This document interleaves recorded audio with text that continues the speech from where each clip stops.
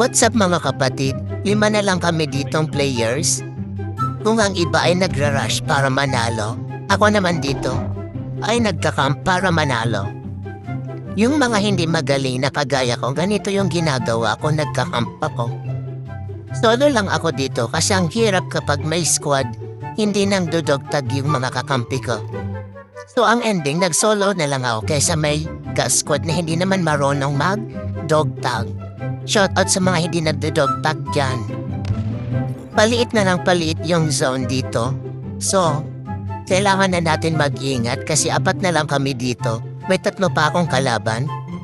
So, umakyat na ako dito kasi paliit na ng paliit yung zone. Saktong merong kalaban. So, magtatago lang tayo dito sa taas. Baka meron dito magpakita ang kalaban. So, magka-camp lang tayo dito hanggang sa hindi tayo makita ng kalaban. Sige, gapang ka lang dyan. Sige, dahan-dahan tayong bababa kasi may kalaban dito, panigurado tayo. Tingin-tingin tayo sa paligid, baka merong sumulpot. So ayun nga, meron kalaban sa unahan at babatuhin natin ang grenade. 2 grenade, ayun. Hit mark lang yung tumama sa kanya. So gagamitin natin ang SMRS. So gagamitin na lang natin siya ng grenade. Ang kaso hindi tumama yung grenada ko, so hantayin natin siyang lumapit dito sa atin. So hintay-hintay lang tayo kasi ganito talaga pag nagka-camp, kailangan mahaba yung pasensya mo, lalo na kung hindi ka mahilig mag-rush.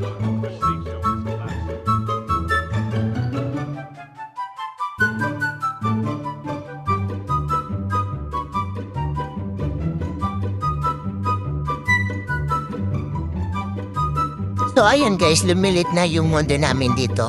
Palit na yung zone dito. Haantayin natin siyang lumapit. Dito ay ginamit ka na yung mga aso ko para kagatin sila. Paliit na ng paliit yung zone, so kailangan ko na ditong magbuelo. Dito ay nagkaroon ako ng pagkakataon para barilin. Ang kaso hit mark lang yun eh. Umakyat na ako dito sa taap at binaril ko na nga tong isa at yun, patay ka sa akin. Bang! Panalo na!